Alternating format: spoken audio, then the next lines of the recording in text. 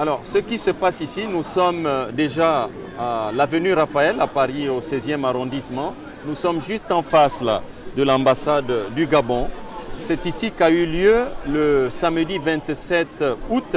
Les élections présidentielles du Gabon. C'était des élections très attendues par la population gabonaise parce que en 2009, le président Omar Bongo, qui était au pouvoir depuis 1967, est décédé après 42 ans au pouvoir. Dans la précipitation, la société civile, la classe politique n'ont pas pu s'organiser. Ce système rodé depuis 42 ans a réussi à faire passer le fils du père Bongo, c'est-à-dire monsieur Bongo Ondimba père, a été remplacé par Ali Bongo Ondimba, donc le fils, qui a obtenu un mandat de 7 ans. Donc de 2009 à 2016, nous avons eu un deuxième président, Ali Bongo Ondimba. Il s'avère que durant son mandat de 7 ans, il a fait pire que son père. Et aujourd'hui, depuis donc samedi, le peuple gabonais a fait un vote sanction contre lui.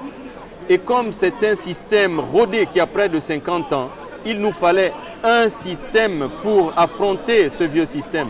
Et le nouveau système pour lequel le peuple gabonais a voté est celui qui était représenté par le candidat Jean Ping. Autour de Jean Ping, il y a eu deux autres candidats, à savoir Nguy Zouba Ndama et monsieur Casimir Oyemba, qui sont les caciques de l'ancien système. Alors, ils se sont alliés à monsieur Ping, et monsieur Ping, je vous assure, ici à Paris, a fait un score incroyable. Au bureau numéro 5, il a fait plus de 92% des voix en sa faveur. La moyenne générale France est de 77,92%. Au Gabon, dans la plupart des provinces, des communes, des départements, il a fait le même carton. Mais à notre grand étonnement, aujourd'hui, on nous dit que c'est M. Ali Bongo qui a remporté ces élections. Et ça, le peuple gabonais ne l'admettra pas. C'est pour cela que vous voyez jusqu'à minuit, depuis quelques jours, les Gabonais ne lâchent pas. Au Gabon, il y a déjà eu des affrontements, des morts et autres. Comment est-ce que M. Ali Bongo a remporté ces élections? Il a triché, il a pris en otage la province du Haut-Ogooué puisqu'il a perdu sur les, on va dire, 6 grandes provinces. Et sur 2 provinces, il a eu quelques voix, en fait, un peu en ballottage. Il a triché sur la province du Haut-Ogooué dont il est originaire en obtenant un score stalinien, même hitlérien, de 99,93% de participation et plus de 85% des voix pour lui. Et ça lui a permis de rattraper, en ayant en plus falsifié les effectifs de population votante de cette province. Donc aujourd'hui, les jeunes Gabonais, toute la société civile gabonaise et la population gabonaise est dans les rues. Il y a des morts. Pourquoi? Parce qu'ils refusent que ce régime qui a déjà 49 ans continue à se perpétuer au Gabon en sémant la peur, en sémant la misère et l'injustice. C'est pour cela que vous nous voyez aujourd'hui. C'est presque le printemps gabonais. Qu'est-ce que nous voulons aujourd'hui? Nous voulons que la communauté internationale comprenne ceci. Si M. Ali Bongo Ondimba passe en trichant de la sorte, il est en train de lancer au monde entier un message très négatif qui consiste à dire « Je fais de ce peuple d'1,8 million d'habitants ce que je veux et de ce pays ce que je veux, quand je veux et comme je veux ». Alors, ce message risque de permettre à l'Afrique de se doter d'autres régimes dictatoriaux de la sorte. Et il viendra un moment où l'Occident, qui prône les valeurs de démocratie, se retrouvera totalement dépassé parce que la France, l'Amérique et autres auront face à eux un continent africain qui n'aura que pour modèle des tricheurs.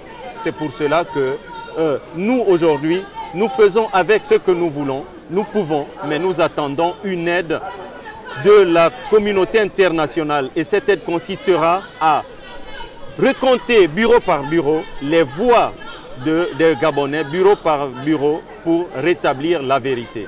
C'est tout ce que je peux demander à cette communauté internationale. Et si on ne peut pas recompter, on est prêt à faire revoter la province du Haut-Ogooué qui a été prise en otage avec les observateurs de l'ONU pour que la vérité soit rétablie. Alors, qu'est-ce que j'attends aujourd'hui de mon pays, le Gabon, la terre sur laquelle je suis né? Je suis en France depuis 1987, un pays riche en ressources, mais qui souffre d'une misère que vous ne pouvez pas imaginer. C'est le 5e producteur de pétrole d'Afrique. Il a l'uranium, le manganèse, le fer, le bois. Ce pays est vide, 1,8 million d'habitants, et pourtant, il est plus grand que le Royaume-Uni, 267 667 km². Donc plus grand que le Royaume-Uni. On peut y mettre près de 65 millions d'habitants comme au Royaume-Uni. Donc notre vision pour le Gabon, et nous en avons marre que des gens totalement négatifs le détruisent. Nous voulons faire du Gabon l'équivalent d'un Dubaï, un lieu de rencontre des civilisations, l'équivalent d'une Corée du Sud.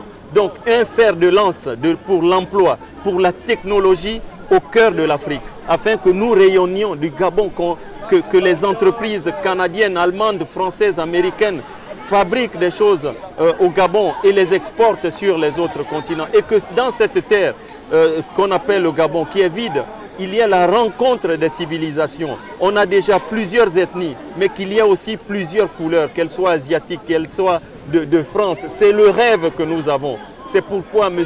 Ping, vous le voyez, il vient c'est la rencontre entre le Gabon et la Chine. Moi, José Bert, je suis la rencontre entre le Gabon et l'Espagne avec des aïeuls. Bert, c'est breton.